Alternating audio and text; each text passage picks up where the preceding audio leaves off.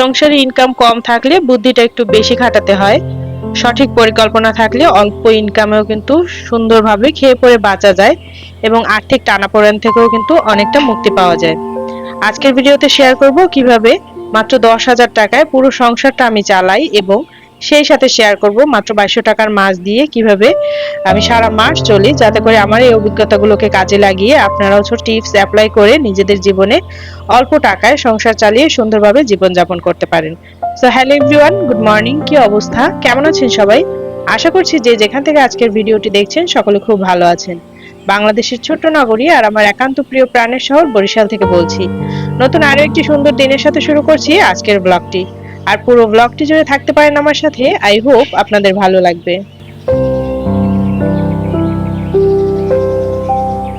তো শ্রাবণ মাসে সারা দিনের বৃষ্টির পর কিন্তু একদম এই বিকেল বেলা ছেলেকে নিয়ে ছাদে উঠেছি।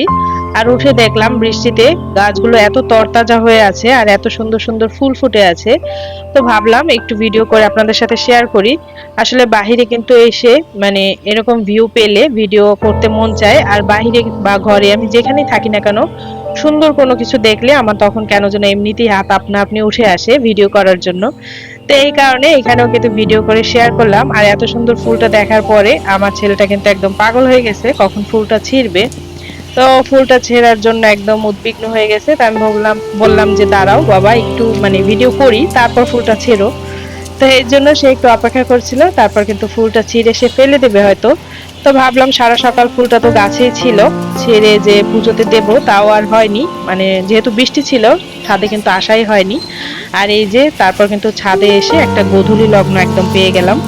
তো এই যে আকাশটাও কিন্তু অনেক বেশি সুন্দর ছিল। তো তারপর কিন্তু ছেলেটা ফুল ছিঁড়ে ও এখানে একদম ছাদে যে জল জমে আছে ওই জলে কিন্তু ফুলটা ছিঁড়ে তারপর খেললো কিছুক্ষণ।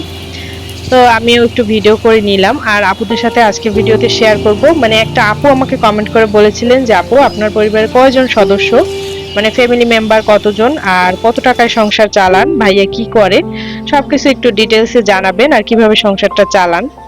তো আজকে ভাবলাম এই নিয়ে একটা ভিডিও তৈরি করি। যদিও এগুলো আমি আমার মানে চ্যানেলের একদম শুরুতে মানে 2-3 বছর আগের ভিডিও, বা 2 বছর আগে, 3 বছর না হয়তো বা 2 বছর হয়েছে। তো 2 বছর আগের ভিডিওগুলো দেখলে আমি কিভাবে সংসার চালাই ওগুলো কিন্তু আমার ভিডিওতে আমি মানে বলেছি এবং শেয়ার করেছি আপনাদের সাথে। তো আগের ভিডিওগুলো দেখলেও আপনারা একটা ধারণা পেয়ে যাবেন। তবে সংসার যেহেতু চেঞ্জ হয়, 2 বছর আগে সংসার যেভাবে চলেছে এখন কিন্তু সংসারটা আর ওভাবে চলে না। দেখা যায় 2 বছর আগে সংসারে যেটা না লাগতো এখন কিন্তু সেটা লাগে, যেহেতু ছেলে মেয়ে বড় হচ্ছে। তো এই কারণে সংসারের খরচ বা সংসার ম্যানেজমেন্টের সিস্টেমটাও কিন্তু চেঞ্জ হয়েছে। তো সবকিছু আপনাদের সাথে আজকের ভিডিওতে শেয়ার করব। এছাড়াও 10,000 টাকায় সংসার চালানোর ভিডিওগুলো আমার আপুরা কিন্তু অনেক বেশি পছন্দ করেন, এই কারণে কিন্তু সেটা আপনাদের সাথে শেয়ার করব। আর ভিডিওর এই প্রান্তে এসে যে কথাগুলো না বললেই নয়, ভিডিওর শুরুতে বলে নিচ্ছি, যারা ভিডিওটি দেখা শুরু করেছেন দেশ দূরের এবং কাছের, দেশ এবং দেশের বাইরের যে যেখান থেকে ভিডিওটি দেখা শুরু করেছেন, প্লিজ একটা লাইক দিয়ে তারপর বাকি ভিডিওটুকু কন্টিনিউ করবেন। আমি আসলে অনেক খুব করে মানে আপুদের কাছে লাইক চাইলে সেই ভিডিওতে লাইক বেশি আসে, আর না চাইলে আপুরা কেন যেন লাইক দিতে চান না। তো আপুদের কাছে রিকোয়েস্ট থাকবে যে যেখান থেকে ভিডিওটি দেখছেন আপু ভাইয়া আন্টি বনুরা, তো একটা লাইক দিয়ে তারপর বাকি ভিডিওটুকু কন্টিনিউ করবেন। এছাড়াও অনেকে দেখা যায় ভিডিও দেখে আবার লাইক দেয় না, আবার অনেকে দেখা যায় লাইক দিতে চাইলেও মানে দেখতে দেখতে মনে থাকে না, তো তখন কিন্তু লাইক দিতে ভুলে যান। তাই যারা এই মুহূর্তে ভিডিওটি দেখছেন প্লিজ চেক করে লাইক দিয়ে না থাকলে তাহলে লাইক দিয়ে দিবেন। আর যদি কেউ চ্যানেলে নতুন হয়ে থাকেন, এই ধরনের ভিডিও কিন্তু অনেকেই দেখতে পছন্দ করে। তো আপনারা যদি এই ধরনের বাজেট ভিডিও দেখতে পছন্দ করেন তাহলে কিন্তু আমার চ্যানেলটি সাবস্ক্রাইব করে আমার ছোট্ট চ্যানেলটির পাশে থেকে যেতে পারেন। আর যারা অলরেডি এই কাজগুলো করে ফেলেছেন তাদেরকে কিন্তু অনেক অনেক ধন্যবাদ, আর মন থেকে অনেক অনেক তাদের এবং তাদের পরিবারের জন্য দোয়া থাকবে। আমি কিন্তু আমার চ্যানেলে প্রতিনিয়ত বিভিন্ন আর্থিক সমস্যা সংক্রান্ত বিষয় নিয়ে আপুদের বাজেট নিয়ে আলোচনা করে থাকি। তো এই ভিডিওগুলো দেখলে দেখা যায় আপনারাও কিন্তু আপনাদের দৈনন্দিন জীবনে এই বাস্তব অভিজ্ঞতাগুলোকে কাজে লাগিয়ে নিজেদের জীবনে প্রয়োগ করে অনেকটা বেশি আর্থিকভাবে স্বাবলম্বী হতে পারেন এবং নিজেদেরকে সুন্দরভাবে অল্প টাকার মধ্যে সংসারটাকে ম্যানেজ করে চালাতে পারেন।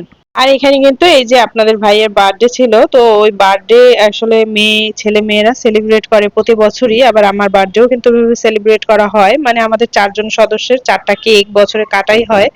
তো ওই বার্থডে সেলিব্রেটের কিছু অংশ আপনাদের সাথে শেয়ার করলাম। এছাড়াও এগুলো শেয়ার করতে করতে আরেকটু বলি, আসলে এক একটা সংসারের ইনকাম এক এক রকম, অনেকের সংসারে ইনকাম কম, আর সেই জন্য কোনোভাবে দেখা যায় কম ইনকামে খেয়ে পড়ে জীবনটা আর কি বাঁচিয়ে চলে যাচ্ছে, মানে জানটা বাঁচানো। আবার অনেকের পরিবারে দেখবেন যে ইনকাম বেশি, তাই অনেক বেশি অপচয় করে, মানে যেটা লাগে না সেটাও কিনে, আবার যেটা লাগে সেটাও কিনে, ভুরি ভুরি বাজার করে, ভুরি ভুরি রান্না করে অপচয় করা হয়। আবার অনেক সংসারে দেখবেন ইনকাম আসলে দেখা যায় বেশি, কিন্তু তারপরও আবার হিসেব মতো অপচয় কম করে হিসেব মতো চলে। তো আমি কিন্তু এক একজনের সংসার সংসার চালানোর সিস্টেম এক এক রকম। তো আমি যেটা প্রেফার করি সেটা আপনাদের সাথে একটু শেয়ার করি। আপনাদের ভাইয়ের ইনকাম কিন্তু যখন একদম, যেহেতু সে একজন ব্যাংক কর্মকর্তা, মানে ব্যাংকে চাকরি করে, তার ইনকাম কিন্তু মোটামুটি সবসময় একটা ভালো অবস্থায় তার ইনকাম ছিল। যখন বাজার দর খুব কম ছিল তখনও কিন্তু তার ইনকাম মোটামুটি ভালোই ছিল বাজার দর অনুযায়ী। আবার এখন যেরকম বাজার দর সেই অনুযায়ী কিন্তু ইনকাম মোটামুটি যতটুকু মানে আছে, সৃষ্টিকর্তার কাছে অনেক অনেক শুকরিয়া। তো ইনকাম আমাদের যেমনই হোক, আমাদের বেশি ইনকাম হলে যে আমরা বেশি খরচ করব, এই জিনিসটা আমি কখনোই পছন্দ করি না। আমি আমার সংসারটা শুরু থেকে শেষ পর্যন্ত যেমন ভাবে চালাই, যে বেশি ইনকাম হোক বা কম, মানে বেশি হলেই যে বেশি অপচয় করব এমন না। আমি সব সময় সংসার শুরু থেকে এখন পর্যন্ত ইনকাম যেমনই হোক, মানে আপনাদের ভাইয়ের ইনকাম যে পর্যায়ে থাকুক, ভালো যেহেতু সবসময় ভালোর পর্যায়ে, তো ভালোর পর্যায়ে থাকলেও কিন্তু আমি দেখা যায় হিসাব করেই তারপর খরচ করি। খুব বেশি অপচয় করা এটা আমি কখনোই পছন্দ করি না। এই কারণে আমার দেখা যায় টাকা, যে টাকায় আমি সংসার চালাই তার থেকে বেশি আমি জমা করে রাখতে পারি। আর একটা বিষয় শেয়ার করি, এখানে হচ্ছে 2200 টাকার মাছ কিনেছে, তো আমি হচ্ছে 5টা মাছ কিনেছি 1200 টাকায়, তারপর আবার আপনাদের ভাইয়া 7টা মাছ এনেছে 1000 টাকায়। তো আপনাদের ভাইয়া 7টা মাছ একটু ছোট সাইজের ছিল, আর আমি যে 12টা মানে 1200 টাকার 5টা কিনেছি ওইটা কিন্তু একটু আবার বড় সাইজের ছিল। তো এই 12টা মাছ দিয়ে কিন্তু আমি প্রায় 1 মাস পার করে দেব। দেখা যায় 12টা মাছে 10 দিন বা 12 দিন বা 14 দিন বা 13 দিন এমন করে কিন্তু চলবে, যেহেতু মাছগুলোর সাইজ বেশ ভালো ছিল। তো দেখা যায় একটা মাছে কিন্তু একদিন কোনো মাছে, আবার কোনো মাছে একদিন হবে না। তো এইভাবে মিলিয়ে কিন্তু 12-13 দিন চালিয়ে দিব। তো তাহলে কিন্তু আমার এই 2200 টাকার মাছে আমার পুরো মাস চলে যাবে। যেহেতু আমি আমার মাছ মাংসের বাজেটে আমি 3000 টাকা ধরি, তো 2200 টাকার মাছ কিনলে বাকি কিন্তু 800 টাকার আমি মাংস কিনবো, ব্রয়লার মাংস বা সোনালী বা কবুতরের মাংস। তো এমন করে কিন্তু আমি আমার মাসটা চালাই। দেখা যায় 3000 টাকার মধ্যে মাছ মাংসের বাজারটা করি। এরপর যদি খাসির মাংস কেনা লাগে, যেহেতু খাসির মাংসের দাম একটু বেশি, তো ওইটা কিন্তু আপনাদের ভাইয়া আলাদা করে বাজার করে। তো মাছ মাংসের হিসাবটা কিন্তু আমি বলে দিলাম। কোনো কোনো মাসে আবার দেখা যায় মাছ কিন্তু সব মাসে একরকম হয় না, কোনো কোনো মাসে আবার মাছ দেখা যায় একটু বেশি কিনি বা কম কিনি। দেখা যায় 2000 টাকার মাছও কিনি না, 1500-1600 টাকার মাছ কিনি, ওই মাসে আবার মাংসটা একটু বাড়িয়ে কিনি। তো এভাবে করে কিন্তু 3000 টাকা একদম ব্যালেন্স করে তারপর কিন্তু মাছ মাংসের বাজারটা করি। তো আমি কিন্তু এগুলো আমার জীবনে যেভাবে আমি আমার সংসারটা চালাই, ওগুলো কিন্তু আপনাদের সাথে প্রতিনিয়ত প্রায় মাসেই শেয়ার করি। তবে এখন যেহেতু ঘরের কাজ চলছে, ব্যস্ততার কারণে একটু কম শেয়ার করা হয়। আর এইখানে এই যে আমি কিন্তু বাবার বাড়ি এসেছিলাম, তো এখানে কিন্তু ওরা একটা ক্যাবিনেট বানাচ্ছিল। আমরা কিন্তু ক্যাবিনেট বা রুমের ডিজাইনিং এর পিছনে অনেক বেশি টাকা খরচ করি। তো দেখা যায় কি, এই যে আমার বাবা কিন্তু এখানে মানে একদম অল্প খরচের মধ্যে একটা ক্যাবিনেট বানাচ্ছিল। তো এখানে কিন্তু কেরোসিন কাঠের ক্যাবিনেট, তো 2টা বোর্ড দিয়ে 400 টাকা করে বোর্ড, তো 2টা বোর্ড দিয়ে কিন্তু অল্পের মধ্যে খুব সুন্দর একটা ক্যাবিনেট বানিয়েছে। তো ভাবলাম আমার প্রিয় আপুদের সাথে শেয়ার করি। অনেক সময় কিন্তু অনেক টাকা খরচ করলেও আমরা শৌখিনতাগুলো পূরণ করতে পারি না। আপনার যদি পরিকল্পনা থাকে, অল্পের মধ্যেও কিন্তু আপনার শৌখিনতাগুলো পূরণ করতে পারেন। তো এই যে আমার বাবার কিন্তু অল্পের মধ্যে সবসময় তার শৌখিনতাগুলো আমি ছোটবেলা থেকে দেখেছি। বাবা মায়ের কিন্তু অল্পের মধ্যে তাদের শৌখিনতাগুলো পূরণ করার চেষ্টা করে। যে শৌখিনতাগুলো করতে গেলে হয়তোবা আমরা হাজার হাজার টাকা, লক্ষ লক্ষ টাকা ব্যয় করে ফেলি, সেই শৌখিনতাগুলো কিন্তু চাইলে, পরিকল্পনা থাকলে এবং বুদ্ধি থাকলে অল্পের মধ্যেও সুন্দরভাবে করা যায়। তো এটারই একটা উদাহরণ দেওয়ার জন্য কিন্তু আপনাদের সাথে এই ভিডিওটা শেয়ার করলাম, যে সবসময় কিন্তু শৌখিনতা বা শখ আহ্লাদ পূরণ করতে গেলে যে হাজার হাজার লাখ লাখ টাকা খরচ করতে হয় এমন না বিষয়টা। অল্পের মধ্যেও কিন্তু শৌখিনতা পূরণ করা যায় যদি আপনার বুদ্ধি বা পরিকল্পনা থাকে। তো এখানে এই যে বাচ্চার আর কি কাপড় চোপড় রাখার জন্য এই ক্যাবিনেটটা কিন্তু বানিয়েছে, এটা কিন্তু ওয়ালের সাথে সেট করা হবে পরে, তো সেটাও কিন্তু আপনাদের সাথে শেয়ার করব। আর এইখানে এই যে আমার কিন্তু ভাইয়ের মেয়েটা একদম ছোট্ট একটা বুড়ি, তো ওই বুড়ি কিন্তু নতুন হাত দিয়ে খাওয়া শিখেছে। তো এখানেও কিন্তু আপনাদের সাথে একটা মানে অভিজ্ঞতা শেয়ার করব। দেখেন আমার ছেলে কিন্তু 4-5 বছর বয়স, সে কিন্তু এখনো হাত দিয়ে খেতে পারে না। আর এখানে এই যে আমার ভাইয়ের মেয়ে, ও কিন্তু ৩ বছর বা ২ বছর প্লাস, ৩ বছর এখনো হয়নি, মানে ২ বছর প্লাস চলছে। তো ও কিন্তু হাত দিয়ে খাওয়ার একটা চেষ্টা করছে। মেয়েদের প্রচেষ্টা আর ছেলেদের প্রচেষ্টা বা ছেলেদের চরিত্র বা মেয়েদের চরিত্র কিন্তু একদমই ভিন্ন। মেয়েরা কিন্তু সবসময় একটু চায় গুছিয়ে সবকিছু করতে, ছেলেরা একটু উদাসীন হয়। তো ও কিন্তু গুছিয়ে খাবারটা নিজের হাতে খাওয়ার চেষ্টা করছে এবং টুকটুক করে খাচ্ছে, একটু করে। হয়তোবা ওর পেট ভরছে না, তবে ওর প্রচেষ্টা কিন্তু আছে। তো ছেলে আর মেয়েদের মধ্যে এটাই তফাৎ। আমরা মেয়েরা কিন্তু সবসময় একটু গুছিয়ে সবকিছু সংসারকে বা সবকিছু আগলে রাখার চেষ্টা করি। আর ছেলেরা কিন্তু একটু উদাসীন হয়। এজন্য আমার আপুদের আমি সবসময় বলি, আপনার হাসব্যান্ড বা আপনার জীবনসঙ্গী যেমনই হোক না কেন, সবসময় আমরা মানে মেয়েরা একটু গুছিয়ে রাখার চেষ্টা করব, একটু আগলে রাখার চেষ্টা করব। তাহলে দেখবেন সংসারে কিন্তু মানে সুখের কমতি থাকবে না। আর সংসারে কিন্তু সচ্ছলতারও কমতি থাকবে না। তো এই যে বুড়িটা কিন্তু একটু একটু করে মাংস খাবার চেষ্টা করছে, মাছ খাবার চেষ্টা করছে। ওর প্রচেষ্টাটাই কিন্তু অনেক। আপনি অন্তত আপনি যে পর্যায়ে যে অবস্থায় থাকুন না কেন, আপনার চেষ্টাটা সবসময়, ধৈর্য চেষ্টা সবসময় আপনার অব্যাহত রাখবেন এবং চেষ্টা চালিয়ে যাবেন। তাহলে দেখবেন একদিন কিছু না কিছু হবেই। আমি কিন্তু সবসময় আপনাদেরকে উৎসাহিত করার চেষ্টা করি। আমি নিজের জীবনে হতাশ থাকি বা যেমনই থাকি না কেন, তো আমি কিন্তু চেষ্টা করি সবসময় আমার জায়গা থেকে আপনাদেরকে অন্তত উৎসাহিত করার, এবং যার ফলে কিন্তু আমি নিজেও উৎসাহিত হই। আর এই যে এখানে কিন্তু এই যে আমার বাসার যেহেতু কাজ চলছে, তো ওই কাজের কিছু অংশ কিন্তু প্রত্যেকটা ভিডিওতেই শেয়ার করা হয়।